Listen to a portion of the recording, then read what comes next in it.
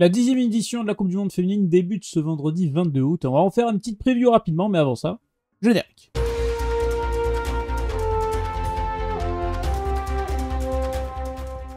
Bonjour, bonsoir à toutes et à tous, bienvenue sur la causerie. Très heureux de vous retrouver aujourd'hui pour la preview de la Coupe du Monde féminine. Ça y est, elle débute le 22 août prochain. On avait dit qu'on en parlerait un petit peu. On va en tirer un petit mot de cette Coupe du Monde féminine qui débute 10e édition du côté de l'Angleterre pour peut-être un sacre anglais à domicile. C'est en tout cas la tendance que va peut-être prendre cette 10e édition de la Coupe du Monde. Je suis avec monsieur Thomas Laroquette pour m'accompagner. Évidemment, comment il va? Oui. Ouais, ça va bien, ouais, sous la chaleur. On attend cet événement. Voilà. Beaucoup d'attentes, beaucoup de questions, mais ça fait plaisir d'avoir une compétition avec un tel enjeu. Exactement, c'est vrai qu'il y a plein d'interrogations, notamment du côté du 15 de France. On l'évoquera tranquillou pendant cette vidéo. Il y a le Super 7 qui va arriver, donc il y a du rugby qui commence à revenir petit à petit sur les écrans, avant la reprise de la compétition la plus attendue, le top 14. Bon, on est parti pour une petite format en version tier list. On parlera un petit peu des nations. On va dégager des favoris, des outsiders, des potentielles surprises, et après on a mis une catégorie aucune attente ou manque de connaissances, parce que moi je vais pas faire le mec, il y a des nations que je connais très peu. Donc je sais pas si c'est ton cas là, si tu veux on évacue directement ça, comme ça on débute, et puis on peut demander aux gens de donner évidemment leurs pronoms en commentaire avant ça, de nous retrouver sur Spotify s'ils préfèrent nous écouter plutôt que nous voir, et puis de s'abonner à cette chaîne si ça leur plaît. Est-ce qu'on évacue directement le manque de connaissances et les équipes sur lesquelles on n'a aucune attente dans cette Coupe du Monde? Le souci, c'est qu'en fait, il y en a beaucoup. C'est vraiment le gros problème du rugby féminin, c'est que aujourd'hui, on a deux équipes qui écrasent toutes les compétitions mondiales. Et derrière, on a deux équipes qui peuvent éventuellement prétendre à quelque chose, qui ne sont pas ridicules. Et le reste, c'est le néant. Enfin, voilà, c'est 20 minutes pendant un match. Tu te dis, bon, il y a de bonnes choses, mais après, ça explose. C'est vraiment le souci. Donc, je pense qu'il y a énormément d'équipes qu'on peut mettre dans la dernière case. Sincèrement, je ne vois pas une surprise.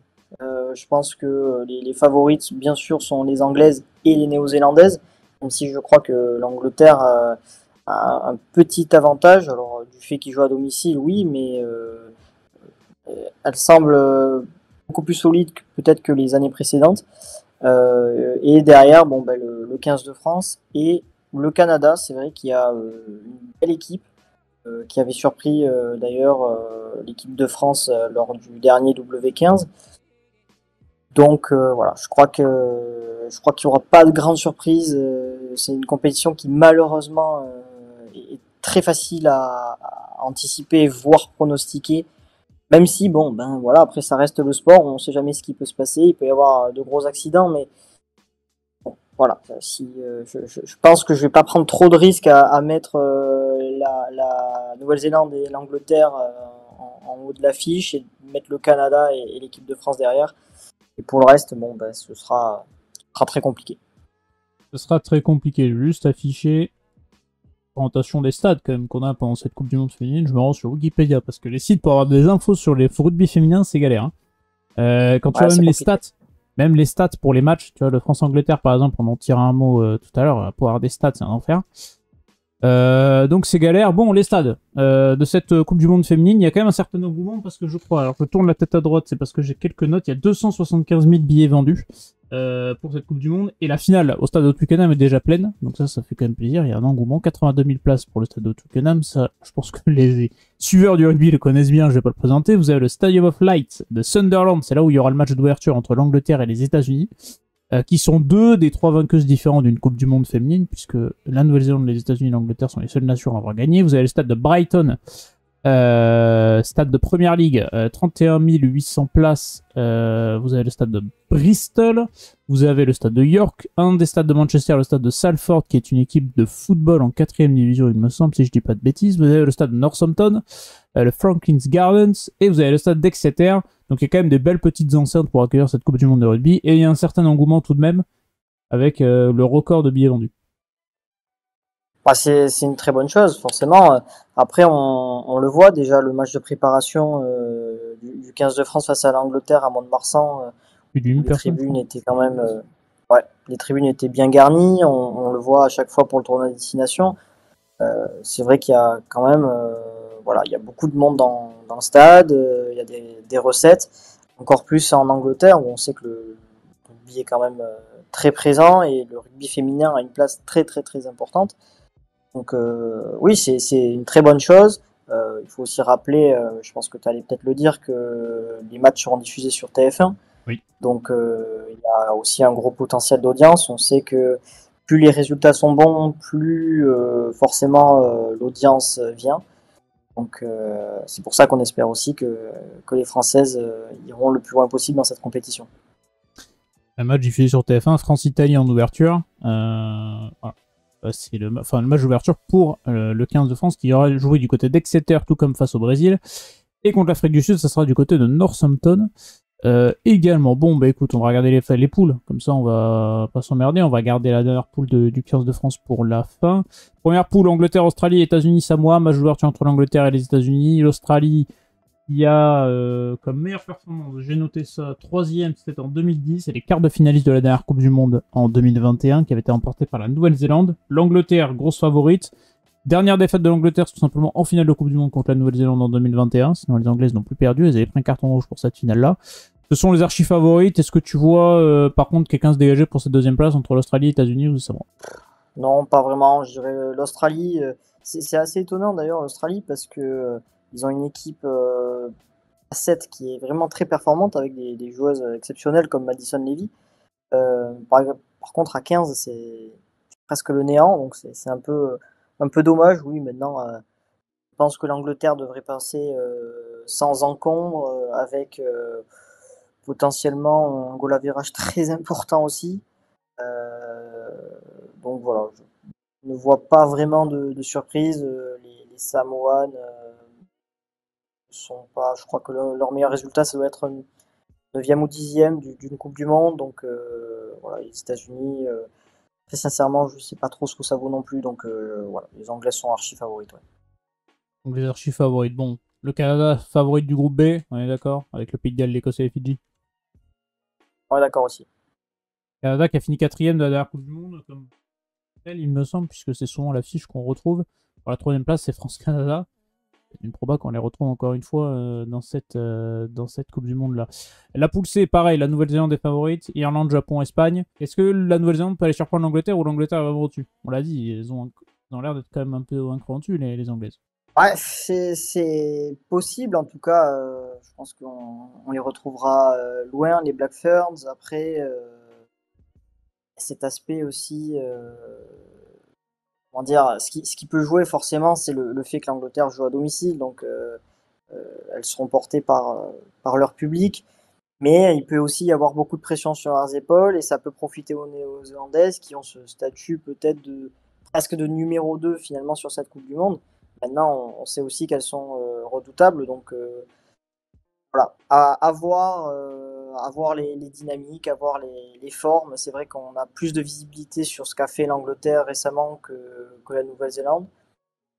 Il peut y avoir aussi, on l'espère pas pour toutes ces équipes-là, mais des blessés importantes sur des matchs de poule, donc ça peut aussi changer pas mal de choses.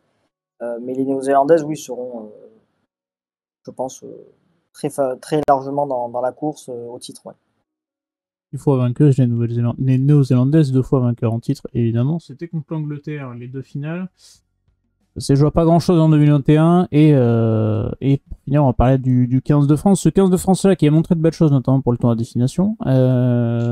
J'ai laissé les résultats là, notamment ce match à Twickenham perdu d'un seul petit point qui avait donné pas mal de regrets, mais qui avait donné pas mal d'espoir pour la suite. Et puis il y a eu ce match de prépa à Mont-de-Marsan qui a un petit peu refroidi les esprits, sans essai marqué, et une belle tôle prise face à l'Angleterre. Ça aussi, ça peut refroidir un petit peu les esprits avant cette Coupe du Monde défaite 40-6 du côté de Mont-de-Marsan. Un seul match de prépa sera le seul match de prépa du 15 de France. Elles sont parties à Tignes pour la prépa, il me semble, sur un stage. Qu'est-ce qu'on peut attendre de ce 15 de France là? Est-ce qu'il y a quelque chose à aller chercher? Et est-ce que ces préparations, c'est pas passé idéalement? Donc qu'est-ce qu'on peut espérer, quoi? On espère déjà qu'elles iront le plus loin possible. C'est un peu bateau, mais bon, c'est ça, parce que déjà, une Coupe du Monde, c'est quand même une belle vitrine, une belle publicité. plus tu vas loin, plus derrière les gens s'intéressent. On l'a vu pendant les JO, voilà, où tu performes quand on a un athlète qui performe dans une discipline, derrière forcément il y a un engouement. On a découvert des sports, hein.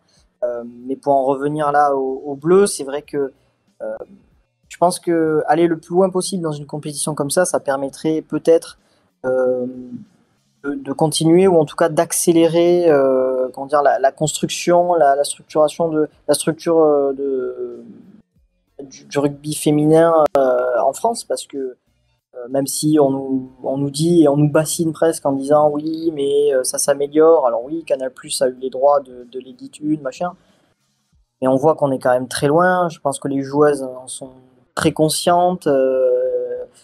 Bon, c'est un peu tabou. Il y en a qui osent pas se mouiller, mais bon, là, pour le moment, on est encore très loin de la Nouvelle-Zélande et de l'Angleterre. Donc, forcément, aller le plus loin dans cette compétition permettrait de donner un coup de boost et donner encore plus de visibilité au rugby féminin français.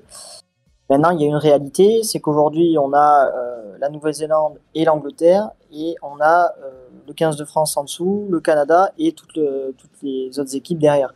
Donc, il y a quand même une grosse différence. Et comme tu l'as dit, ce match face à l'Angleterre, alors d'un côté ça veut tout et rien dire, parce que il y a quelques mois, en mars, on perdait 43-42 ou 42-41 pour le dernier match du tournoi Destination à Twickenham sur un match complètement dingue. Avec 5 minutes de plus, je pense qu'on aurait pu faire mieux. Et finalement, quelques mois plus tard, t'en prends 40 à domicile face à presque cette même équipe, quoi. Donc voilà, ça veut tout et rien dire. Et puis c'est un match de prépa, on ne sait pas ce que ça peut donner en Coupe du Monde. Il y a un levier de motivation qui est forcément différent. Mais ça veut aussi dire quand même quelque chose, parce que sur ce match-là, on avait aligné, alors non pas notre meilleure équipe, parce que c'est vrai qu'il y a Roman Ménager qui ne fera pas la Coupe du Monde à cause d'une commotion cérébrale. Il n'y avait pas Gabriel Vernier non plus. Il y avait deux, trois absentes importantes. Il n'y avait pas Pauline Bourdon-Sansus, évidemment. Donc voilà, il y a ça aussi. Et puis, ça veut aussi dire qu'on en est loin, parce que à quelques semaines de la Coupe du Monde, à 2 semaines de la Coupe du Monde, on peut pas être autant dominé dans les rucks, on peut pas être autant dominé en conquête, on peut pas être aussi passive en défense, aussi indiscipliné. Enfin, il y a rien qui a fonctionné, personne n'est sorti du lot, mis à part peut-être Johanna Grisé. Enfin, vraiment, Ouais, tu ouais, sors Falraclo, Grisé et Théani Feliou. Peut-être c'est les trois. Oui, oui, peut-être encore Théani Félou a été un petit peu emportée par sa fougue et son envie. Je crois qu'elle a commis une ou deux fautes. Marine Ménager a été plutôt costaud aussi en défense, mais enfin c'est quand même trop faible. On l'a vu chez les Anglaises, il y a quand même un collectif qui est très fort. Donc voilà, c'est ce match de préparation qui est quand même difficile à analyser, mais il reflète aussi une certaine réalité, c'est que les Anglaises sont quand même bien au-dessus. Maintenant, ça reste aussi logique, hein, puisqu'on l'a dit, elles sont toutes professionnelles, elles s'entraînent, c'est leur métier, elles ont des infrastructures haut niveau. Nous, c'est pas encore le cas, donc voilà, c'est aussi une réalité. Maintenant, oui, il faut vite basculer, ne plus penser à ce match, assurer les phases de poule, et derrière, bon ben, c'est vrai que c'est difficile, parce que les phases de poule, finalement, tu as des matchs, désolé de le dire, mais qui sont faciles. Et derrière, tu arrives et il faut se mouiller la nuque quand même en phase finale, parce que rien à voir, quoi. Donc il y a une préparation qui est bien différente. Maintenant, je pense que les Bleus peuvent viser une demi-finale, et gagner une demi-finale, ce serait presque un exploit. Donc voilà, on verra, mais ça semble quand même compliqué. Offensivement, sur ce match, c'était compliqué, hein. Le premier ballon dans les 40 anglais, tu l'as à la 33e minute de jeu. C'est quand même très très tard. Oui, oui, mais C'était compliqué. Tu il y a une marques pas grosse d'essai alors domination, que ouais, c'est sûr. tu marques pas d'essai alors que c'était quand même une de tes forces, notamment sur le tournoi destination où tu marquais pas mal. Et puis il y a le fait de faire qu'un match de prépa, et c'est contre l'Angleterre, quoi. Alors le staff français a dit qu'il voulait s'évaluer, voir à quel niveau ils étaient, affronter la meilleure équipe du monde, c'est pratique pour savoir où t'en es. Ça peut aussi te casser un petit peu en deux avant une Coupe du Monde. Ouais, c'est. Disons que c'était pas forcément une mauvaise idée, et puis il y a une question de recette aussi, hein, forcément. Quand c'est l'Angleterre, ben, évidemment, beaucoup plus de monde, donc il y a beaucoup plus de sous qui entrent. Mais maintenant, oui, le staff voulait évaluer le niveau du 15 de France à quelques jours d'une Coupe du Monde. Je sais pas s'ils ont réussi à l'évaluer, quoi, parce que, encore une fois, il y a absolument rien qui a fonctionné. Donc c'est une défaite qui est presque inquiétante et j'entendais les commentateurs dire qu'il y avait de la frustration. Mais je vois pas quelle frustration on pourrait avoir quand on en prend 40, qu'on voit pas le ballon pendant 40 minutes, qu'on est dépassé, que même lorsqu'on est dans un temps fort, on n'arrive pas à marquer. Voilà, on est peut-être un peu dur avec cette équipe de France, mais tant mieux, ça veut dire qu'il y a des exigences, ça veut dire aussi que on a la sensation que cette équipe-là est capable de faire mieux. Il y a quand même beaucoup de qualité avec des joueuses qui sont aussi des références à leur poste. Mais on l'a vu, l'Angleterre, c'est peut-être pas le jeu le plus léché, le plus séduisant, le plus ouvert, mais par contre, c'est diablement efficace. Quand tu prends 4 ballons portés dans la tronche et que les 4 terminent dans l'embut, bon ben là, ça pique et mentalement, c'est compliqué, quoi. Donc, c'est peut-être ce qui... Ça peut donner un aperçu aussi de ce que les Bleus peuvent vont peut-être vivre en phase finale. Mais encore une fois, voilà, il y a quelques mois, on perdait d'un point face à l'Angleterre dans un match où on pensait qu'on allait en prendre 60. Et là, on en prend 40. Donc, c'est pas simple à analyser. Exactement, tu l'as dit, hein, c'est un peu une compétition en deux phases. T'as la phase de poule qui va être avec des matchs où tu vas devoir les gagner assez aisément pour te remettre en confiance. L'Italie, premier adversaire des Bleus, c'est quart de finaliste de la dernière Coupe du Monde. C'est sa 7e participation. Il faut savoir que les Bleus ont le record de 3e place dans cette Coupe du Monde. Ils ont fini 7 fois sur les 10 éditions à la 3e place. Donc à voir si ils arrivent à faire mieux. L'Afrique du Sud, je crois qu'ils n'ont jamais fait mieux que passer les poules. Ils font 4e de leur poule en 2021 et je crois qu'ils ne font pas mieux, les Sud-Africaines. C'est assez fou quand même d'avoir oui, c'est vrai. des moins de 20 ans garçons qui cartonnent, une équipe championne du monde qui est énorme, et puis avoir une équipe féminine pas au niveau, quoi. Mais c'est le reflet aussi du rugby féminin mondial, n'est pas en très bonne santé, avec des équipes et, avec presque des fédérations qui délaissent un petit peu le rugby féminin. C'est quand même assez fou et c'est un peu triste, ouais. C'est vrai que dans un monde normal, l'Afrique du Sud doit être un moteur, mais bon, ça c'est vrai que c'est problématique. Et le Brésil, première participation pour les Brésiliennes aussi, donc en fait, tu te dis que les 15 de France a quand même une poule entre guillemets abordable pour se mettre en confiance. Je pense que tous les favoris ont une poule favorable dans tous les cas. Après, encore une fois, voilà, il peut y avoir des blessés, tu peux te faire chahuter peut-être pendant une mi-temps. C'est vrai que l'Italie, on a quasiment à chaque fois du mal à les jouer, notamment sur les premières journées du tournoi à destination. C'est une équipe qui, je trouve, est assez intéressante, alors qu'il y a peut-être un manque de profondeur d'effectif.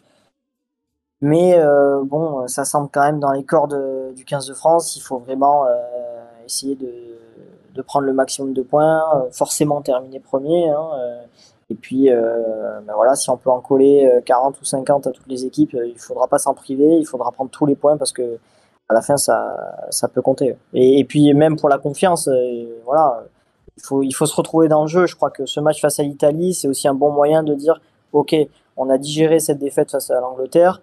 Regardez, on a quand même des systèmes de jeu bien en place. Ok, on a retrouvé de l'assurance en conquête. Ok, sur les défenses de ballon porté, on arrive à les coffrer. Voilà, je pense que tout ça pour la confiance, c'est quand même une bonne chose. Exactement, je vois aussi chez l'écran la liste des qui avait été dévoilée le 2 août dernier pour cette Coupe du Monde qui débutera le 22 août du côté de Sunderland par l'Angleterre États-Unis. Le 15 de France jouera par la suite du côté d'Exeter. Hop, je vous affiche l'heure, c'est à 21h15 le 23, donc c'est le lendemain. Côté Exeter, ce sera le 31 août à 17h45 contre le Brésil et le 7 septembre à 17h45 également contre l'Afrique du Sud pour terminer cette phase de groupe. Et j'ai les dates, je vous les affiche là grâce à France Bleu, qui s'appelle ici maintenant. Samedi, je retrouve les dates, voilà. 13 et 14 septembre pour les quarts de finale, 19 et 20 septembre pour la demi-finale et 27 septembre pour la finale. Voilà, comme ça, vous avez toutes les dates. On a pu discuter une petite vingtaine de minutes. On n'est pas des experts du rugby féminin, mais on voulait en parler tout de même pour quand même mettre en avant parce que ça reste important et parce que c'est une Coupe du Monde qu'on va totalement suivre avec intérêt. Est-ce que tu as quelque chose à rajouter sur ce qu'on a dit? Je pense qu'on a fait un petit peu le tour. N'hésitez pas s'il y a des personnes en commentaire qui passent. Ouais, on a fait un petit peu le tour. Alors peut-être qu'on a un discours un peu négatif, pessimiste. Comme d'hab. Forcément, chez les hommes, il y a de l'engouement, il y a de l'attente. On se dit, on peut être champion du monde. Au niveau féminin, c'est quand même beaucoup plus compliqué. Il y a des gaps qui sont plus importants aussi. Ouais, voilà, tout à fait. Et maintenant, voilà, on a envie de voir une équipe de France féminine aller le plus loin possible. Et bien sûr qu'on va les soutenir. Maintenant, peut-être pour les personnes qui ne connaissent pas non plus trop cette équipe-là, on peut aussi dégager une ou deux joueuses à suivre dans ce groupe. Je vais prendre une trois quarts déjà, Johanna Grisé, qui a été l'une des rares à surnager contre l'Angleterre pendant le tournoi Destination. Franchement, elle a été flamboyante. C'est une joueuse qui est très véloce, qui a de grosses qualités athlétiques, qui va vite, qui a un raffut assez déroutant et qui est en plus très agressive en défense. C'est une joueuse qui est capable aussi d'évoluer au centre, donc c'est une option très intéressante. Voilà, c'est vraiment, je veux dire, la première arme française, en tout cas en attaque. Ça va être vraiment la joueuse à suivre. Il y a aussi, on peut citer aussi Gabrielle Vernier qui était absente face à l'Angleterre. C'est un format de poche, hein, c'est une toute petite trois quarts centre, mais qui a une énergie énorme, qui en plus de ça est très bien intégrée dans le groupe et très appréciée par sa bonne humeur communicative. Et c'est une défenseuse assez monstrueuse. Voilà, elle se jette dans les jambes, elle a une très bonne technique. Elle a commencé le rugby avec ses frères, donc forcément ça a été formateur pour elle. Et puis évidemment, on est obligé de citer aussi des avants. On a vu notamment la bordelaise Fall contre l'Angleterre, qui a, par ses charges aussi, mis un peu la défense anglaise sur le reculoir. C'est une joueuse puissante, athlétique, qui fait du bien aussi dans le secteur de la mêlée. Et ensuite, on va citer aussi Théani Feleou, parce que c'est sa première Coupe du Monde. Elle évolue aux côtés de sa sœur Manae, sa grande sœur Manae. Voilà, maintenant elle est titulaire en 8, on l'a dit. Romane Ménager n'est pas là à cause de commotions répétées. Donc voilà, à 22 ans, je crois qu'elle a Théani Feleou. Elle va être sans doute titulaire sur ces matchs-là. On a vu, c'est une joueuse qui aime porter les ballons, qui aime casser des lignes. Et voilà, on a vu que face à l'Angleterre, on avait comment dire, subi les assauts de joueuses beaucoup plus puissantes. Et Annie Feleou fait partie de ces joueuses qui peuvent mettre les Bleus dans l'avancée. Donc voilà. Ensuite, bien sûr, le rugby reste collectif, donc une ou deux individualités ne pourront pas tout faire. Exactement. Bah écoute, comme ça, je pense qu'on a été un peu complet. N'hésitez pas en commentaire à préciser s'il y a des nations dont on a moins parlé et donc vous êtes un peu plus aguerris que nous. N'hésitez pas à vous abonner également si ça vous a plu, à faire vos pronos aux commentaires, qui sera championne du monde, Angleterre, Nouvelle-Zélande, la surprise canadienne ou française. Qui sont les outsiders de ce mondial du côté de l'Angleterre, au moins c'est pas très loin. Ça c'est cool. Et puis les stades seront pleins, l'ambiance sera là et on verra ce qui va se passer pour la suite. Voilà, pour cette petite vidéo preview, n'hésitez pas à vous abonner, liker, n'hésitez pas à nous retrouver sur Spotify, n'hésitez pas à aller consulter, il y a d'autres vidéos sur la chaîne, on a parlé de club de top 14 en attendant la reprise, on a évoqué un petit peu la tournée d'été, il y a du foot aussi, vu que c'est le retour de la Ligue 1, de la Ligue 2, vous pouvez le retrouver si vous aimez bien le ballon rond. On va continuer la semaine prochaine avec les clubs de top 14 en attendant la reprise également. Donc il y a plein de choses qui vont arriver tranquillement sur cette chaîne. Donc vous pouvez vous abonner, on vous remercie parce qu'on a passé le petit cap des 2000 abonnés. Donc ce fut fort sympathique. Et moi je vais vous souhaiter un très très bon dimanche, très bonne fin de semaine, un très bon week-end. Sous la chaleur, hydratez-vous. Ciao tout le monde.